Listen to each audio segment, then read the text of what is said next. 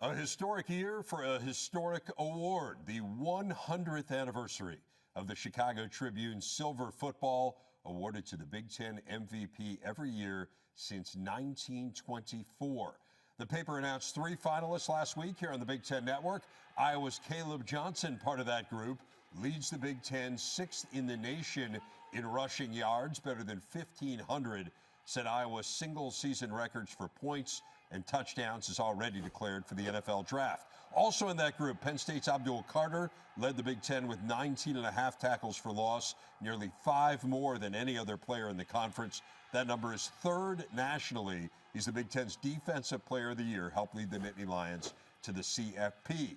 As for the Big Ten's Offensive Player of the Year, he is a finalist as well. Oregon's Dillon Gabriel has had a spectacular season, leading the Big Ten in passing yards. He's 2nd in the nation in completion percentage. No player in the history of college football has been responsible for more TDs than Gabriel has. And we are going to hand out the award here today, and honored to have Frank DeVincentis here from the Union League Club. He's the first VP of that club. Frank, before we hand out the award, we're going to build up the suspense just a little bit, but we also want to get a little bit of background, because I think for me, I grew up in Chicago. I've known about this award for as long as I can recall. It was a huge deal every year, but the Big Ten has expanded this year, and so you have some people who maybe don't know about the Silver Football. So give people a little bit of a background, if you would, on the award and then on the Union League Club and its involvement with this. Well, thank you. Yeah, as you mentioned, we're celebrating the 100th year of this award,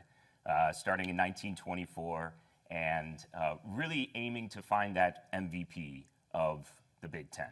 And here, all the coaches get a chance to nominate a player, as long as it's not their own player. So with one of the oldest trophies in college football, for the Union League Club to be part of this really means a lot.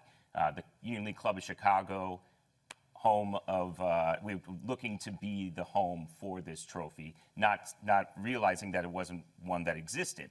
So in reaching out to Chicago Tribune and Big Ten, we were able to involve members and management in becoming the home. And we're happy to be a part of this. So the Union League Club has been handing out this award the last few years. As you mentioned, this is the first year that we've gotten involved, and it's been really neat. For me, I've been very closely involved in getting from the point of, hey, would the Big Ten Network be interested in this, to this moment here today, and the Union League Club and the Trib have been amazing to deal with. So that's the backstory, and now the big moment. All right, drum roll. Yeah, drum roll, please, right? Yeah. And the winner of the Silver Football Award is Dillon Gabriel. Dillon Gabriel of the University of Oregon. What a year for Gabriel. 28 touchdown passes, including 4 in the Big Ten championship game win over Penn State.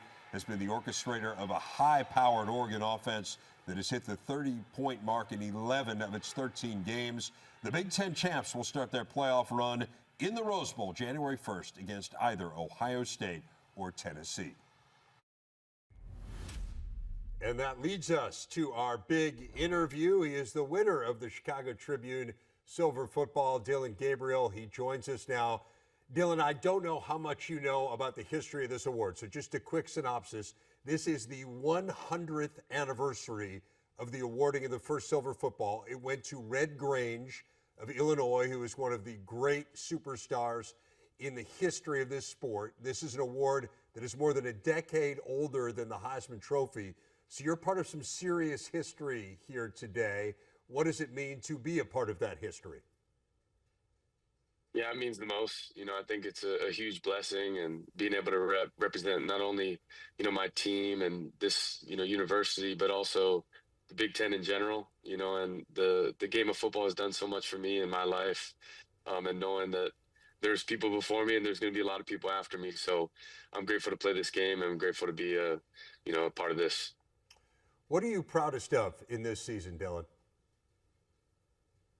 I would just say, with everything going on in this day and age of college football, a team that's continued to be unselfish and been about us, and knowing that, it ain't easy to win, but we find a way together, and just coming into work every single day, it's been a huge blessing and a big smile on my face knowing I'm doing it with people I love. I have followed this award closely through the years. This has not historically been as much of a quarterback award as you might think. You are the fourth to win it this decade. More running backs have won it, for instance, than quarterbacks through the years. We've had a lot of linemen win it as well, particularly on the defensive side. When you think about quarterbacks recently, Justin Fields, the most recent one to win it. It goes all the way back, Jim Harbaugh, Bob Greasy. I mean, there certainly have been some names historically. But what do you think it says maybe about the changing face of the Big Ten in this first year of the inclusion of the West Coast teams, that it's a West Coast quarterback that wins it? Yeah, definitely a step in the right direction. I love that we came in and did our thing early, but I think just respect for every opponent. We knew what we were coming into in terms of a program that's, a conference that's very physical and known for playing downhill. But we also knew our strengths and knew what we were excited to come be a part of. So what a blessing. We play this game, and, unfortunately I won't be able to play all, members in the conference, but definitely a splash in the first season with everyone. Oregon certainly adjusted quite well to this league. You did too, and obviously you were new not only to the Big Ten, but you were new to Oregon as well. Why do you think the Ducks were able to hit the ground running? Just immediate alignment, from the guy up top with Coach Lanning. Everyone believes and trusts in him, and a guy who's done it at a high level and has won national championships. And I think when you have that, it allows everyone else to just fall in place, and play your role at a very high level. And, it's not easy, coming in year one and doing your thing and making it all work perfectly. And it wasn't ever perfect, but I think that's allowed us to continue to get better every single week, push one another, and have an environment that's positive when it comes to getting better. Well, the record is certainly perfect, at least to this point. Hey, I mentioned the Silver Football is older than the Heisman Trophy, but you learned this week that you will be a Heisman finalist as well. There are 13 players historically who've won both the Silver Football and the Heisman Trophy. What does it mean to you to be going to New York? It means a lot. I want to represent, my teammates, my coaches, this university in the right way. And, the season that we had, it definitely needs to be, appreciated in a way that, knowing that there's a lot of hard work that goes into this thing. And what a great way to do that for my team. And I love them to death, and they're a huge part of, all of this that's coming into fruition. So I'm happy about that, and knowing that it'll be a fun time being able to meet those other guys. And then, of course, you have the college football playoff to look forward to after that. You guys got a bye, and so you get a little longer than everyone else to prepare. Tell me how Oregon is using that time. How much of it is about practice? How much of it is about scouting and watching tape of the possible opponents? How much is about recovery? Yeah, Coach Lanning's got a good schedule down, a guy who's been a part of, playoff runs, so he knows schedule-wise how to, help us in the best way possible. And, he's mentioned talking to Coach Saban and coaches that have done it at a high level for a long time. And, it's a mixture of recovery, getting the work in, making sure you're preparing for whatever opponent or what could happen down the road, but also knowing that you got to be right where your feet are. It's a win or go home mentality, and you can't get to the end goal unless you take care of what's right in front of you. So he's done a great job of that, and appreciate him knowing that, everyone trusts and believes in the vision and schedule he's got for us. What's his message to you guys? What has he said about this time? Take full advantage of just being present. I think it's very easy right now to look ahead and enjoy all the bowl games and holidays coming around, but knowing that we got a game upcoming, and knowing that the preparation has to be on par, has to be at an elite level, and knowing that that doesn't change. So I think just letting the external opinions and things that are going on, making sure that doesn't affect our internal standards. You mentioned you got a game coming up. You don't know who that'll be against. It's either Tennessee or Ohio State, obviously. From a Big Ten point of view, we would love to see it be the Buckeyes. You've already played them, and so you have a clear understanding of what a game against Ohio State looks like. As you think back to what was a really exciting and competitive game in Eugene, what stands out about the Buckeyes?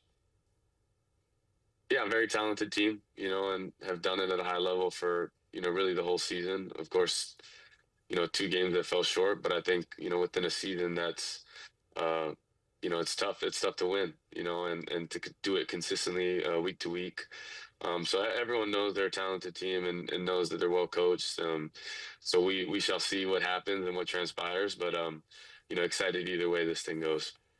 Dillon, final question for you, and you are more qualified perhaps to answer this question than anyone in the history of the sport because no one has started more games at quarterback all time in college football than you. What's the biggest thing that you learned along the way in this college football journey? Yeah, I think I've learned it's not about what you get, it's who you become, and I think that whole journey has been most fulfilling knowing that the people I've been around and the memories I've created and experiences that, probably nobody else will be able to experience, pre-NIL and all of this in my 2019 year. Went through the COVID year, obviously utilized the transfer portal myself and NIL in that sense, but have just seen this game continue to evolve.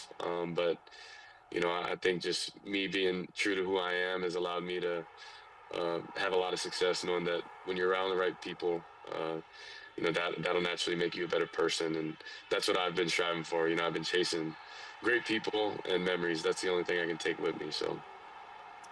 Well, Dillon Gabriel, congratulations, the Chicago Tribune Silver Football Award winner for 2024. We have enjoyed watching all of your action this year, and I know Oregon fans hoping for 3 more games from Dillon Gabriel at quarterback for the Ducks. Really appreciate your time. Congratulations on all your success. Thank you so much.